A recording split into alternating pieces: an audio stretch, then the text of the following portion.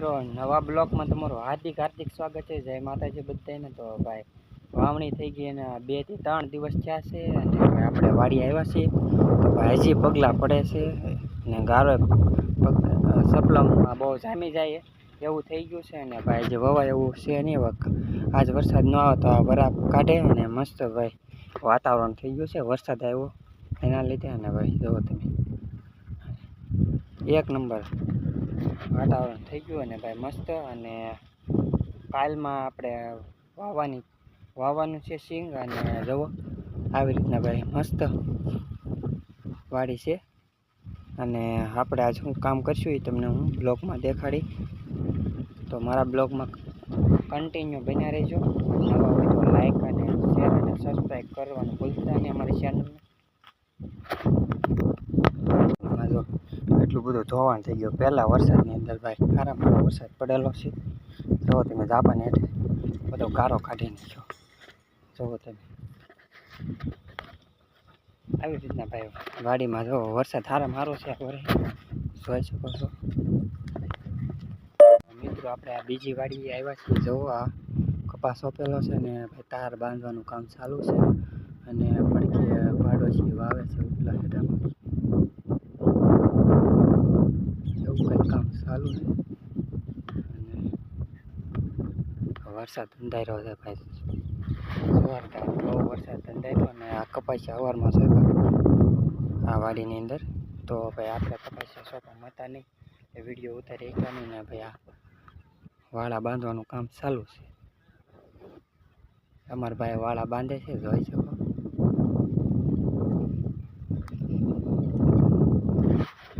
હું કામ કરું છું પણ મારા ભાઈ વધારે કામ કરે।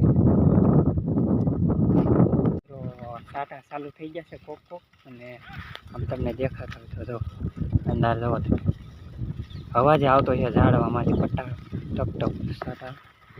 તો આવી રીતના વરસાદ છે એટલે આપણે અહીંથી ઘરે અને મોટા ભાઈ પણ હમણાં વાવ આવશે તો તે તમને ઘરે જઈને મળીએ।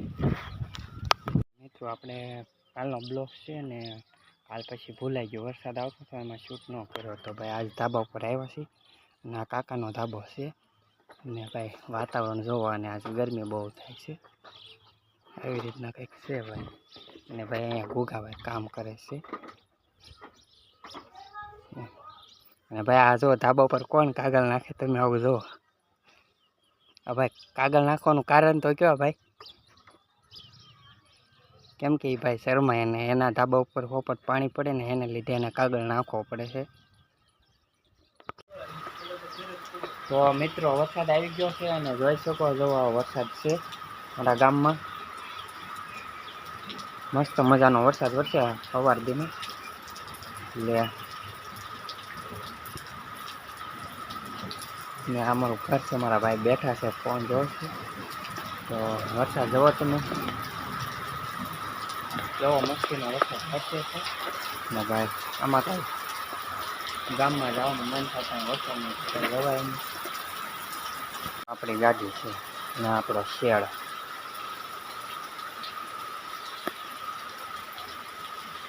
દિવસ છે ને આજ બ્લોક આપણે પૂરો કરવાનો છે કેમ કે ટાઈમ મળતો નહીં વરસાદના કારણે। તો પછી આપણે વાડીએ આવ્યા છીએ ને જો વાડીનો કંઈક નજારો આવો છે અને ભાઈ પપૈયા તોડ્યા છે એટલા પપૈયા છે વાડીએ। તો ભાઈ આપણે પપૈયા ખાઈ તમને દેખાડી કેવો ટેસ્ટ છે અમારા ગુગાભાઈ દેખાડશે।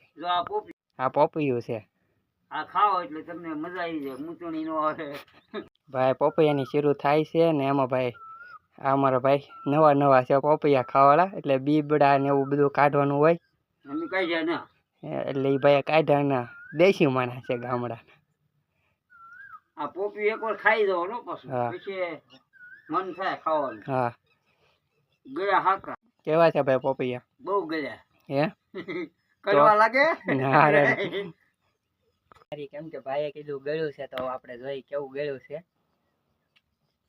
રેડી હોય ના રેડી છે ગળ્યું। અને આથી એ પહેલા અમે પપૈયા ખાતા હતા ને એ મોળા હતા ને આ પપૈયા અત્યારે છે ને ભાઈ ગળ્યા છે।